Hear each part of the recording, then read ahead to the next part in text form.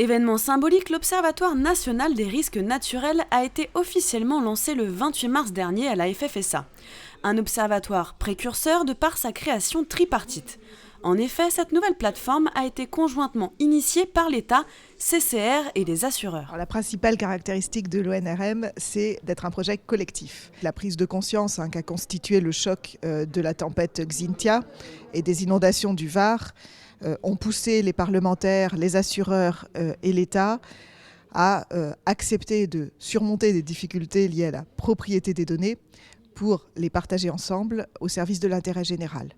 Donc, l'intérêt général, en l'occurrence, c'est la prévention des risques naturels, qui passe d'abord par l'information du public, pour développer la culture du risque chez nos concitoyens, mais aussi de mieux choisir, de mieux sélectionner les mesures les plus efficaces sur un plan économique. Les assureurs, qui militaient depuis longtemps pour la création d'une telle structure, prennent part à l'ONRN au travers de l'association MRN, Mission Risque Naturel. La MRN va finalement être le représentant des assureurs au sein de l'Observatoire. Et de ce fait, elle va d'une part effectivement apporter à l'ONRN les informations dont disposent les assureurs en matière d'historique de sinistres par exemple.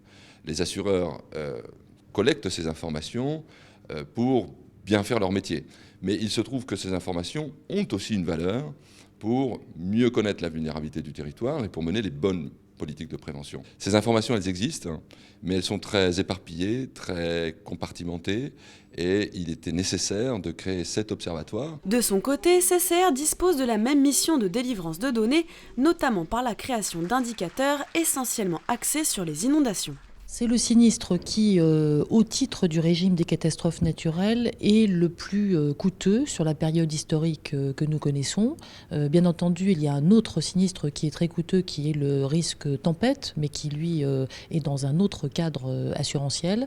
Donc, nous avons choisi de commencer par celui-là parce qu'il est le plus coûteux, et aussi parce que la France, comme d'autres pays européens, est en train de transposer la directive inondation, et que donc ça rejoint en plus une préoccupation au niveau communautaire. Encore à ses premiers balbutiements, l'ONRN, actuellement destinée aux professionnels et aux risk managers, s'ouvrira fin 2013 au grand public et traitera bientôt, en dehors des inondations, d'autres sinistres tels que les tempêtes ou encore les sécheresses.